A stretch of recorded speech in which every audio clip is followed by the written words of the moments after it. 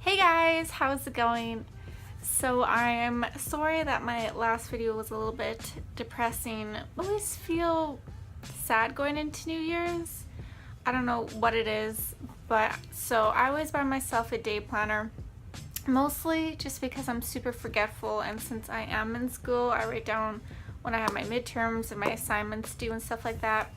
But what I've been doing for the last couple of years is in the back I'll write things I'm looking forward to in the year and then my goals for the year. And I'm not going to get into that because that's really only interesting to me. So I actually started out my channel with doing story times. I was really inspired by the Gabby Show and alike channels, but I deleted them because I was really awkward back then talking to the camera, and I thought they were just terrible and nobody was watching them anyways. And I honestly didn't tell anybody about them. I don't even think I told Ross about them. But if you do like this video, I can definitely do more of these. I have a couple interesting stories that I think that you would enjoy. I did go to a boarding school for high school for grade 10, grade 11, and grade 12, but this particular roommate happened in grade 10. And when I first got to this boarding school, I was partnered up with a grade 12er. She was really nice. We didn't have a whole lot in common. We were on the volleyball team together. Everything was actually fine with her, and I honestly wish that I would have kept her as a roommate. So as you can tell, this story was not about her. So it all starts out because I had a crush on this guy, and we had talked quite a lot, and I thought we were vibing, and I thought he liked me. And at this point, I had never had a boyfriend. I was pretty bad with boys and picking up on things like that, so I thought he liked me. And when I told him that I liked him, he made up an excuse, but I pretty much got that he just didn't like me. So that's the pre-story of to why me and this other girl started talking. I will just name her Michelle for purposes of hopefully she never finding this video. So it was pretty common for students to go watch the hockey games that were in town to support our boys.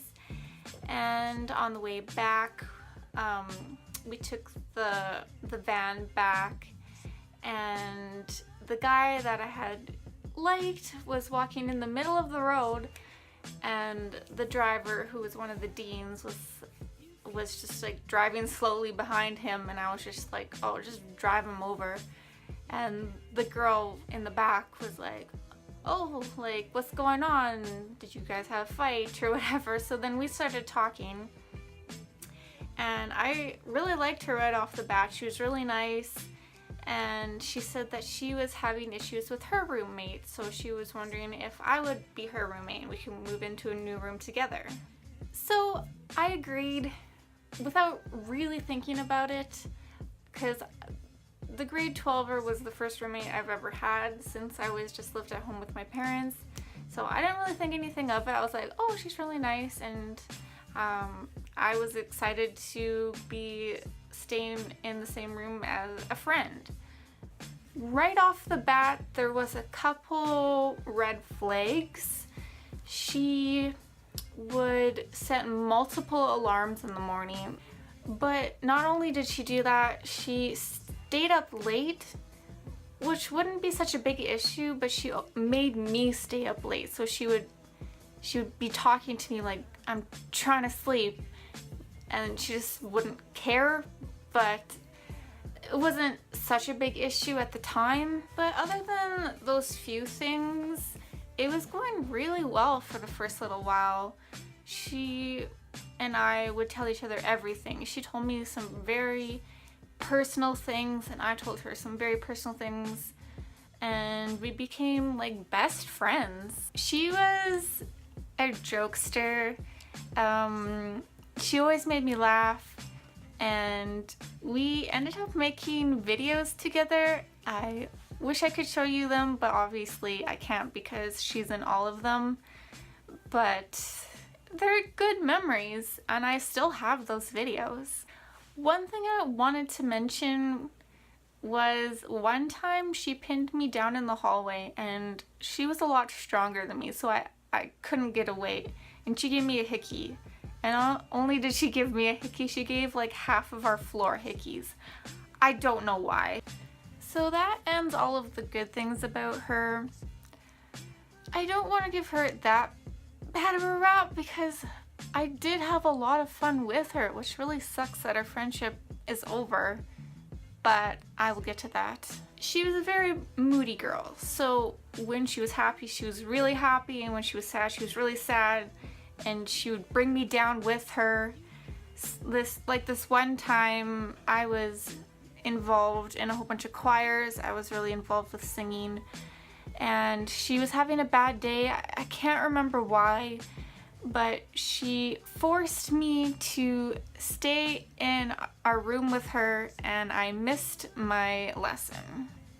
I don't know why, if she didn't like her own clothes, but she wore my clothes all of the time. She had like these couple sweaters of mine that she wore all the time that I didn't even wear because she was constantly wearing them, which is kind of weird. I would say one of the biggest issues I had with her was she would go home almost every weekend, which was fine, but she would leave her suitcase open in the middle of the room with clothes spilling out from the suitcase, so our room was constantly messy. And I would ask her, hey, are you gonna put your clothes away? She's like, oh, it's not worth putting my clothes away because I'm just going to be going again during the weekend. But then, can you put the suitcase away? Like, ugh.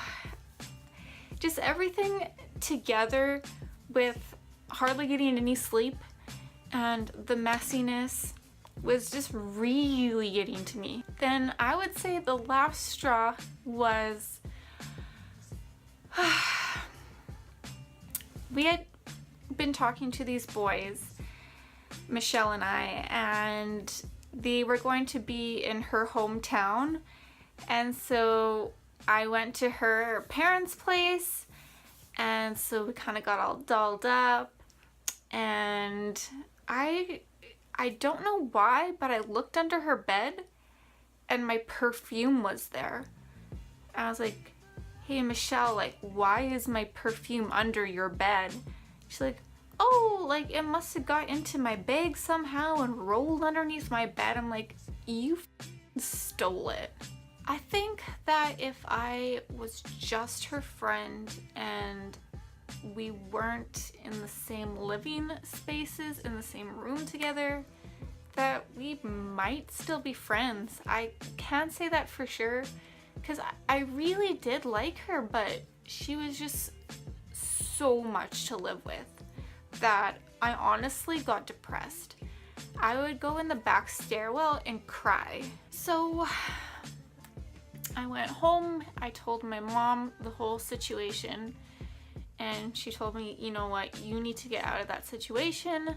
So I agreed with her, and I don't know why we thought this was a good idea, but we decided that I was going to move out secretly while she was gone for the weekend. I was going to come back early on Sunday, move everything out, and move in with this other girl that I knew from back home.